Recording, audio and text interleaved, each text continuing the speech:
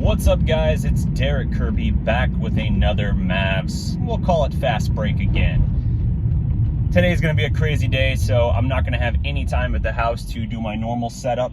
So this is how we're doing post-game show today.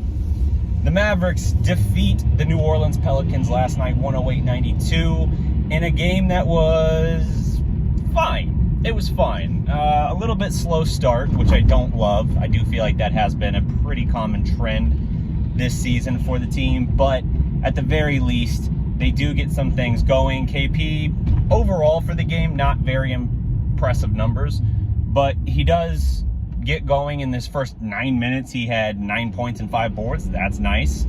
The Pelicans left him wide open to shoot a lot of threes even last year, if you look back at those games, and so seeing that trend kind of continue and him knock down a couple threes right in a row, yeah, that makes sense.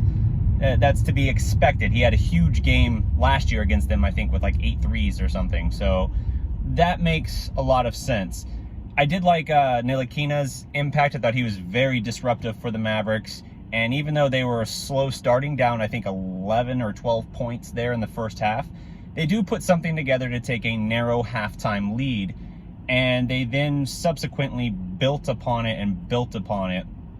And while it never felt like they were just fully putting the game away, I at least felt like they were in the driver's seat. They weren't really on their heels. I think they had a 9-point lead then going into the fourth quarter.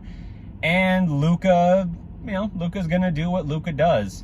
He gets another game where he's now the franchise's all-time leader for 25 points, 5 rebound, 5 assist games. He passes and breaks a tie with Dirk at 130. Considering this was Luka's 209th, I want to say, game as a pro, 10 games or whatever into his 4th season, is just remarkable when you look at it in that context.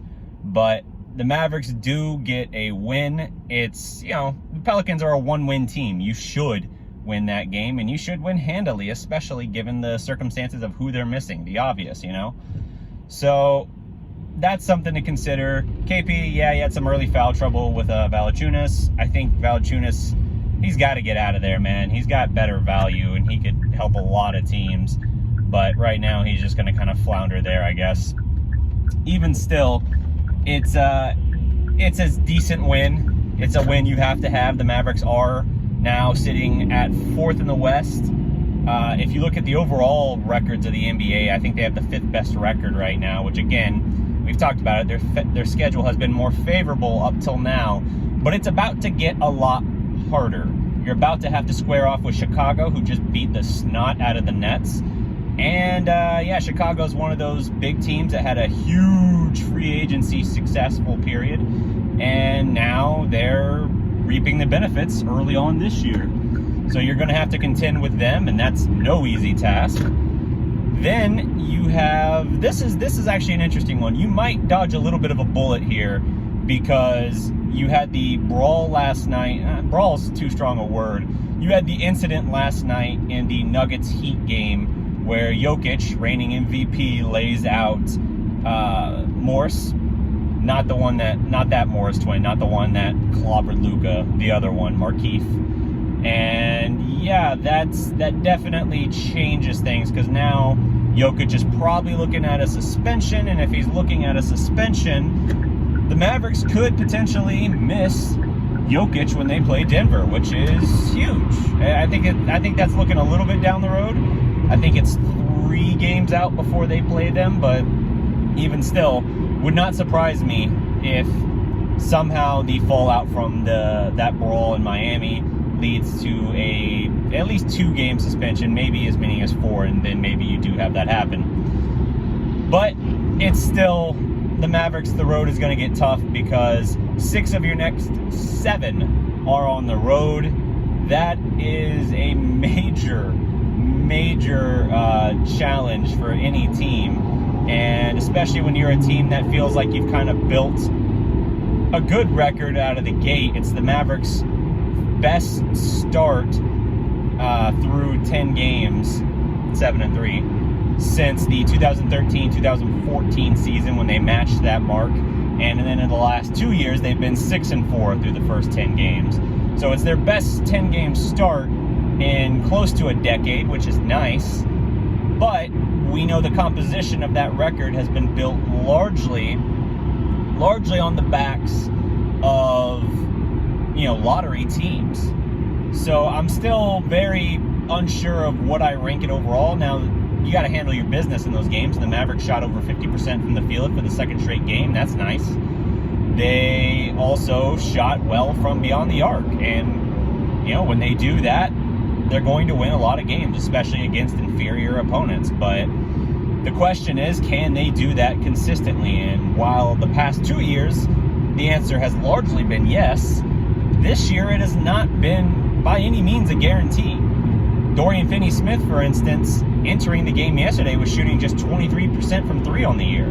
We're talking about a guy that shot like 39% last season, or at least 37, but a very good three-point shooter the past 2 seasons, and he has dropped off pretty noticeably, actually really falling in line with where he was prior to the past 2 seasons as far as his career marks. Reggie Bullock is getting things going a little bit. I still think he needs to be starting over Dorian Finney-Smith, especially while Dorian struggles with his shot. But you got out of Bullock now, I think 3 out of 4 games, he's knocked down 3 threes. So that's pretty encouraging there. I think they just need to figure out a way to change things up a little bit and manage it. Jalen Brunson, man, pay the dude.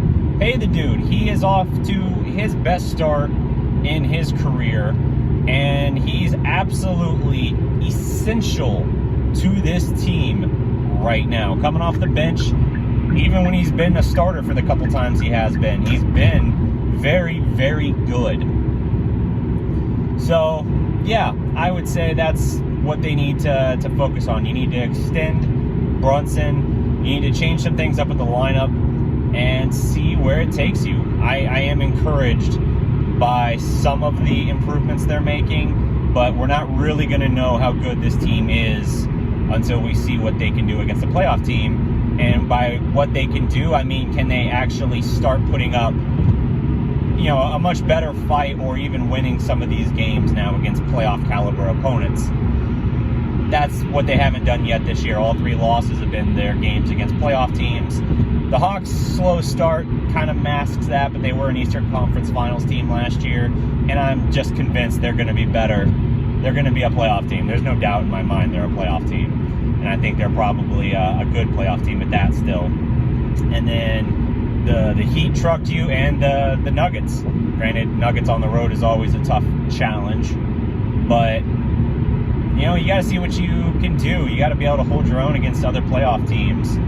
So, a lot to consider, a lot to weigh in on. But for the Mavericks, it's a win. It's a good start to the season overall.